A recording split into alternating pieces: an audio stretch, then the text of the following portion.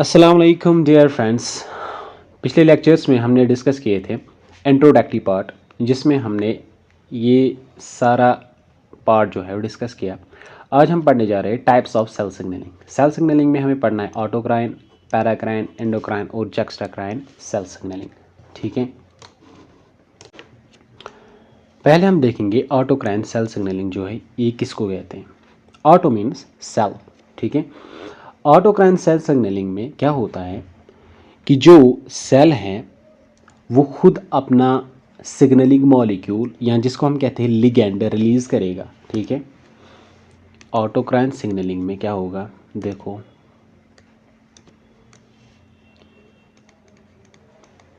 Autocrine signalling, ठीक, इसमें जो सेल है वो एक सिग्नलिंग मॉलिक्यूल रिलीज करेगा। उस सिग्नलिंग मॉलिक्यूल को हम कहते हैं लिगेंड। ठीक है, और ये सिग्नलिंग मॉलिक्यूल जो है ये अपने ही सेल पर एक्ट करेगा और इस सेल पर मैसेज देगा कि आपको क्या करना है। इसको हम कहते हैं ऑटोक्राइन सेल सिग्नलिंग। अब ये ऑटोक्राइन सेल सिग्नलिंग कहाँ पर होती है? ठीक है, ये होती है टी सेल्स में। टी सेल्स में आपने देखा होगा टी सेल्स के दो टाइप्स हैं, टी साइटोटॉक्सिक सेल और T helper cell. T helper cell जो है वो रिलीज करेगी इंटरल्यूकिन सेकेंड एक केमिकल मैसेज है, एक लिगेंड है। ठीक है, और वो बाइंड होगा अपने ही रिसेप्टर पर। ठीक है, अपने ही सेल के रिसेप्टर पर वो बाइंड हो जाएगा। ठीक, जब वो अपने ही सेल के रिसेप्टर पर बाइंड हो जाएगा और वो उसको मैसेज देगा कि आप डिफरेंशिएट करो, आप प्रोलिफरेट करो। डिफरेंशिएट मतलब डिवाइड करो। ठीक है,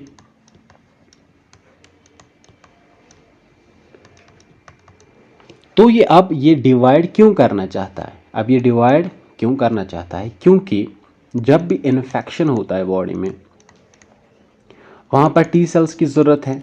ठीक है, और टी सेल जो है वो एक आर्मी लेकर वहाँ पर पहुँच जाती है, यानी कि हाई नंबर में वहाँ पर पहुँच जाती है। ठीक है,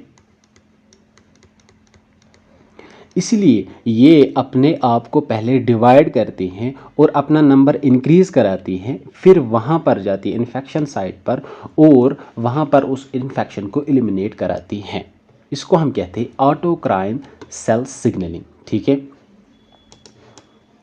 इसके बाद दूसरी एग्जाम्पल हमने जो ली है वो है कैंसर सेल्स। ठीक है, देखो कैंसर सेल का जो मैकेनिज्म है वो क्या है। देखो आप, जो कैंसर सेल है, what does mean by cancer cell? Cancer cell जो है इसका मतलब है कि जो हमारी बॉडी का जो सिस्टम है इसके अगेंस्ट ये काम करती है। मतलब जो हमारी बॉडी जो है वो एक रेगुलेटेड मैनर में काम करती है। हमारी बॉडी के सेल्स जो है वो रेगुलेटेड मैनर में काम करती हैं। तो जो कैंसर है वो अनरेगुलेटेड मैनर में काम करेगी। ठीक है, तो इनमें क्या होगा, इनमें सेल डिवीजन जो है वो एब्रप्टली हो जाता है। सेल डिवीजन जो है वो अनकंट्रोल्ड हो जाता है। ठीक है, मतलब बॉडी जो है, बॉडी का जो मैकेनिज्म है, बॉडी का मैकेनिज्म इनको बोलेगा कि आपको डिवाइड नहीं करना है, आपको अपना नंबर नहीं बढ़ाना है, बट कैंसर सेल जो है वो अपना नंबर बढ़ाते जाते हैं और अपना जो है अपनी सेल्स की डिवीजन कराते रहते हैं। तो यहाँ पर क्या करता है कैंसर सेल जो है ये एक सिग्नलिंग मॉलिक्यूल रिलीज कराते हैं जिसका नाम होता है vascular endothelial growth factor VEGF। ठीक है, और ये सिग्नलिंग मॉलिक्यूल, ठीक है, जब ये रिलीज होगा ये अपने ही रिसेप्टर पर, अपने ही सेल के रिसेप्टर पर बाइंड हो जाएगा।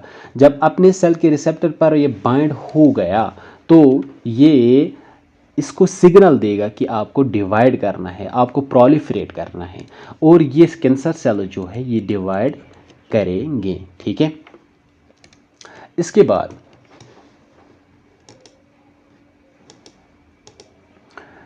बाद और एक टाइप ऑफ सेल सिग्नलिंग आती है, इसका नाम है पैराक्राइन सिग्नलिंग।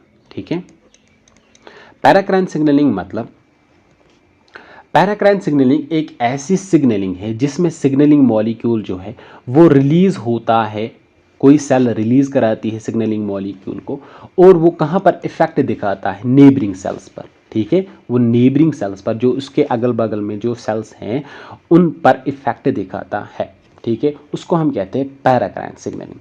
मिसाल के तौर पर यहाँ पर न्यूरोट्रांसमीटर एसिटाइलकोलिन है। ठीक है, इसकी एग्जांपल हम लेते हैं,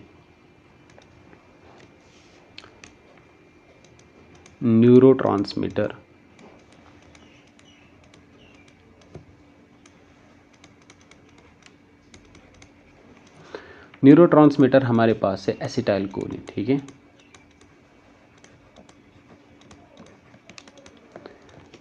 देखो अगर हम नर्व सेल देखेंगे कि नर्व सेल कुछ इस तरीके से, इसके जो एंडिंग पार्ट है वहां पर बन जाता है साइनेप्स।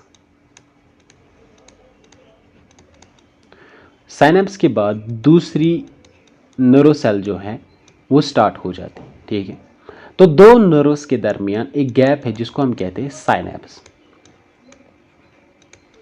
अब एसिटाइलकोलिन एक न्यूरोट्रांसमीटर है, ये रिलीज होगा इसी साइनेप्स में। क्या होगा रिलीज? इसी साइनेप्स में। ठीक है, एक न्यूरॉन रिलीज करेगा, ठीक है, उस साइनेप्स में, और दूसरे न्यूरॉन जो है, दूसरे न्यूरॉन के डेंड्राइट्स पर कुछ रिसेप्टर्स होंगे जहां पर ये मॉलिक्यूल्स बाइंड हो जाएंगे। जब ये इन रिसेप्टर्स पर बाइंड हो गए तो ये इनको सिग्नल पास करेगी। ठीक है, दूसरे न्यूरॉन को ये सिग्नल पास करेंगे। ठीक है, तो इसको हम क्या कहते हैं? Paracrine signalling. ठीक है, इसको कहा जाता है पैराक्राइन सिग्नलिंग। इसके बाद है epidermal growth factor, EGF। Epidermal growth factor दूसरी एग्जांपल है पैराक्राइन सिग्नलिंग की। एपिडर्मल ग्रोथ फैक्टर क्या करेंगे? एपिडर्मल ग्रोथ फैक्टर पहले कहाँ से आते हैं? ठीक है, देखिए हमारी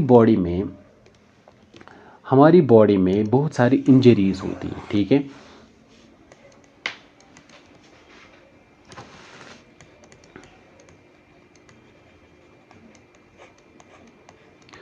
तो उन इंजरीज को अब रिपेयर करना है। ठीक है, कहीं पर कट लग गया बॉडी में, कहीं पर जख्म लग गया, तो उसको रिपेयर करना है। ठीक है, अब रिपेयर कौन करेगा? ठीक है, कोई सेल तो होगी जो सिग्नल देगी। ठीक है, तो जो सेल्स हैं, वो सेल्स हैं जो रिपेयर में, हमारी रिपेयर मैकेनिज्म में मदद करती हैं। ठीक है, वो क्या करेंगे? वो कोई सिग्नल मॉलिक्यूल रिलीज करेंगे। ठीक है, वो सिग्नल मॉलिक्यूल रिलीज करेंगे जिसको हम कहते हैं epidermal growth factor. Epidermal growth factor. ठीक है, तो इस सिग्नलिंग मॉलिक्यूल का मकसद होता है इस सेल को बताना कि आपको जो है रिपेयर होना है। ठीक है, ऐसे, ठीक है, कि आपको जो इंजरी हुई है इसको रिपेयर करना है। ठीक है, तो ये किसका काम होता है? एपिडर्मल ग्रोथ फैक्टर का। ठीक है, एपिडर्मल ग्रोथ फैक्टर ये एक्ट करेगा नियर बाय सेल्स, यानी कि जो इसके अगल बगल में सेल्स होंगे तो उनको कहेगा, उनको स्टिमुलेट कराएगा फॉर ग्रोथ। ठीक है, फॉर रिपेयर। ठीक है, इसके बाद आता है एंडोक्राइन सिग्नलिंग। एंडोक्राइन सिग्नलिंग आपने सुना होगा नाम एंडोक्राइन ग्लैंड्स का। ठीक है, एंडोक्राइन ग्लैंड जो होते हैं वो सेक्रेट करते हैं क्या? एक सिग्नलिंग मॉलिक्यूल जिसको हम कहते हैं हार्मोन्स। ठीक है, ठीक है, हार्मोन्स जब एंडोक्राइन ग्लैंड से रिलीज होगा तो वो जाएगा ब्लड स्ट्रीम में।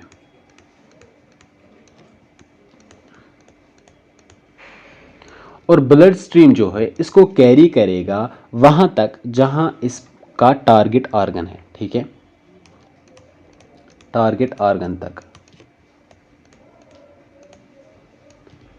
ठीक, अब जो ये हार्मोन है ये रिलीज हो गया कहां से? ग्लैंड से। ठीक है, एंडोक्राइन ग्लैंड से। अब एंडोक्राइन ग्लैंड एक जगह है और इसका टारगेट किसी दूसरे जगह है। ठीक है, ये जो है ये एक दूसरे से फार अवे है, ये एक दूसरे से बहुत दूर है। ठीक है, तो इसका डिस्टेंस जो है वो बहुत ज़्यादा है। तो इस सिग्नलिंग को हम कहते हैं एंडोक्राइन सिग्नलिंग। ठीक है, इसमें हम एग्जांपल लेते हैं सारे एंडोक्राइन हार्मोन्स। मिसाल के तौर पर हम इंसुलिन की बात करेंगे। इंसुलिन रिलीज होगा पैनक्रियाटिक बीटा सेल्स से, और पैनक्रियाटिक बीटा सेल जो है वो एक्ट करेंगे टारगेट सेल्स पर। उसके टारगेट सेल कहाँ है? लिवर में और मसल्स में। ठीक है, पैनक्रिया एक जगह है। ठीक है, ये एक्ट करेगा एंडोक्राइन ग्लैंड। ठीक है, ये एक जगह है, लिवर दूसरी जगह है और मसल दूसरी जगह है। ठीक है, तो वहाँ तक पहुँचने के लिए ये ब्लड के ज़रिए से जाएंगे। ठीक है, और ये एक दूसरे से दूर हैं, ये ऑर्गन्स एक दूसरे से दूर हैं, तो इनको हम कहेंगे, इस सिग्नलिंग को हम कहेंगे एंडोक्राइन सिग्नलिंग। ठीक है, इसके बाद और एक सिग्नलिंग आती है जिसको हम कहते हैं जैक्स्ट्राक्राइन सिग्नलिंग। क्या कहते हैं?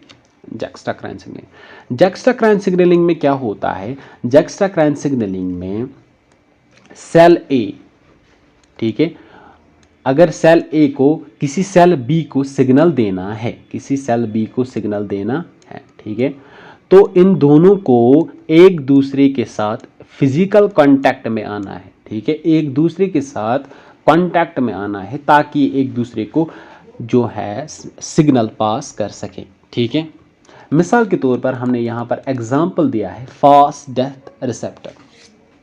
ठीक है, देखो फास्ट डेथ रिसेप्टर क्या होता है। Fast death receptor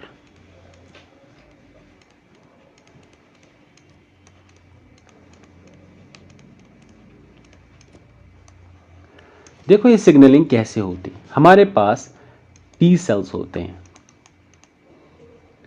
T cells के दो टाइप्स, टी हेल्पर सेल्स और T cytotoxic cells. T helper cells जो है इनको हम कहते हैं CD4 सेल्स, और इनको हम कहते हैं साइटोटॉक्सिक सेल्स को हम कहते हैं CD8 पॉजिटिव सेल्स। ठीक है, तो अब इस साइटोटॉक्सिक सेल जो है इस पर होता है, इस पर जो होता है ये सिग्नलिंग मॉलिक्यूल।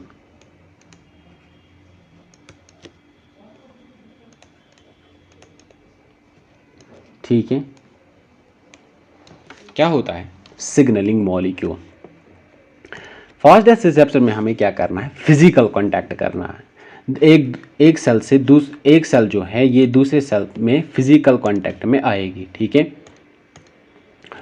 तो साइटोटॉक्सिक टी सेल जो है इस पर क्या होता है? Signalling molecule. ठीक है, जिसको हम कहते हैं FOSL। ठीक है, अब इसने टी सेल ने कोई इन्फेक्शन डिटेक्ट किया है। ठीक है, टी सेल ने कोई इन्फेक्शन डिटेक्ट किया है, कोई वायरस, कोई बैक्टीरियल, ठीक है, इन्फेक्शन डिटेक्ट किया है। अब ये जो है ये सिग्नल देगा बाकी सेल्स को और ये बाइंड हो जाएगा ये लिगेंड। ठीक है, ये सेल जो है, इस सेल पर जो ये लिगेंड है ये दूसरे सेल के साथ बाइंड हो जाएगा जिसका नाम होगा CD95। ठीक है, इसके साथ ये फिजिकल कांटेक्ट में आएगा। ठीक है, इस रिसेप्टर के साथ क्या आएगा? ये फिजिकल कांटेक्ट में आएगा और सिग्नल पास कराएगा। ठीक है, इसको हम क्या कहते हैं? इसको हम कहते हैं जैक्स्ट्राक्राइन सिग्नलिंग। ठीक है, जैक्स्ट्राक्राइन सिग्नलिंग में यही याद रखना है कि जैक्स्ट्राक्राइन सिग्नलिंग वो सिग्नलिंग है जहाँ पर जो लिगेंड है वो सेल के साथ अटैच्ड होता है और वो जब दूसरे सेल के पास जाएगा उसको फिजिकल कांटेक्ट में आना है, उस सेल को दूसरे सेल के साथ फिजिकल कांटेक्ट में आना है और उस सिग्नल को पास कराना है। ठीक है, इसको हम कहते हैं जैक्स्ट्राक्राइन सिग्नलिंग। ये था हमारा आज का टॉपिक, इसको हम यहीं पर ख़त्म करते हैं। Thank you.